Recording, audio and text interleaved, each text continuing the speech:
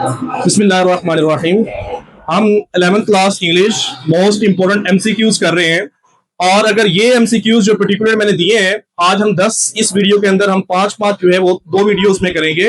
अगर आप इसको जो है वो कर लेते हैं तो इजिली आप अपने जो है वो 5 मार्क्स हासिल कर सकते हैं। और ये वो सेंटेंसेस हैं जो बार बार पेपर में रिपीट हुए हैं और आप जब इनको कॉन्सेप्चुअली समझ लेंगे तो ये मसला आपका बिल्कुल भी नहीं रहेगा और आप अपने पूरे 5 नंबर जो है वो हासिल कर सकते हैं इस फॉर्म ऑफ वर्ब के सेक्शन में। तो हमारे पास कुछ कॉन्सेप्चुअली सेंटेंसेस हैं और आपने इनका कॉन्सेप्ट भी देखना है और देखना है कि किस तरह ये पेपर के अंदर आता है।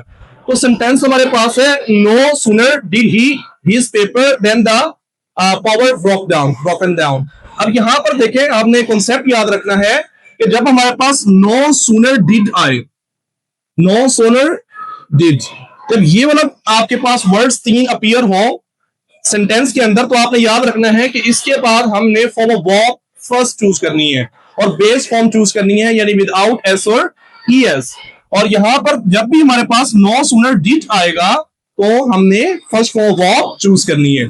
यहां पर देखिए, स्टार्टेड, स्टार्ट्स, स्टार्ट और स्टार्टिंग। यहां फॉर्म ऑफ वर्ब कौन सी लगेगी? स्टार्ट, क्योंकि नो सूनर डिड के बाद कौन सी फॉर्म लगती है? First form. तो हमने यहां पर कौन सी फॉर्म लगानी है? First form. तो ये कॉन्सेप्चुअली आपने याद रखना है कि no sooner did he first form, कोई भी यहां पर सब्जेक्ट हो रिगार्डलेस हमने फर्स्ट फॉर्म जो है वो फॉलो करनी है। उसके बाद हमारे पास है ही his assignment in an hour, कि वो अपनी असाइनमेंट मुकम्मल करेगा 1 घंटे में। तो ये इन एन आवर में फ्यूचर को शो कर रहा है। तो जब ये फ्यूचर को शो कर रहा है तो हमने फॉर्म ऑफ वर्ब कौन सी चूज करनी है? फ्यूचर वाली। हमारे पास 4 ऑप्शन है, he will complete his assignment in an our, he complete his assignment, completed या कंप्लीटिंग। तो हमारे पास देखिए फ्यूचर वाली फॉर्म कौन सी है? Will complete. He will complete his assignment in an our. In an our हमें दे रहा है एक टाइम का इंडिकेशन, और वो टाइम किस में है? फ्यूचर में है। नेक्स्ट सेंटेंस है, कर्स्ड काउस लॉन्ग हॉर्न्स।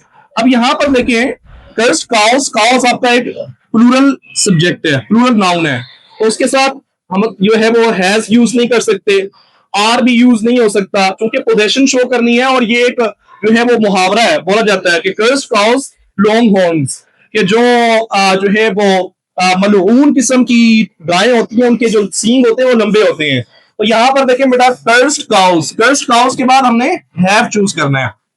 क्यों हैव चूज करना है? एक तो काउस है, हैड भी आ सकता था, लेकिन चूंकि एक मुहावरा है, मुहावरा प्रेजेंट में होता है और ये हैड पास्ट के लिए यूज होता है, तो हैव चूंकि प्रेजेंट में यूज होता है और यहां पर भी हमें प्रेजेंट चाहिए, और हमारा नाउन प्लूरल है और प्लूरल नाउन होने की वजह से हैज नहीं आ सकता, आर तो बिल्कुल भी नहीं आ सकता, और हैड पास्ट के लिए ये हमें प्रेजेंट चाहिए, तो मोस्ट सुटेबल क्या है? हैव। जैसे ऑलरेडी का वर्ड आ गया, येट का वर्ड है, ठीक है, ये हमें इंडिकेट करते हैं कि ये परफेक्ट है। जब ये परफेक्ट है तो हैव नॉट टेकन, क्या चूज करेंगे हम? I have not taken the examination yet. क्यों चूज करेंगे? क्योंकि येट जो है वो परफेक्ट का इंडिकेटर है, और परफेक्ट में क्या आता है? हैव थर्ड फॉर्म आती है, हैव थर्ड फॉर्म आती है, तो इसलिए हमने क्या चूज करना है? थर्ड फॉर्म येट के साथ। या इसी तरह वर्ड आ जाता है ऑलरेडी, तो फिर भी हमने जो है वो थर्ड फॉर्म चूज करनी होती है, वो परफेक्ट होता है। या फिर आ जाता है बिफोर का वर्ड, तो फिर इन 3 येट, ऑलरेडी, बिफोर, ये 3 वर्ड्स आए तो वो परफेक्ट का सेंटेंस होता है, और उसी के अकॉर्डिंग हमने जो है वो फॉर्म ऑफ वर्ब चूज करनी होती है।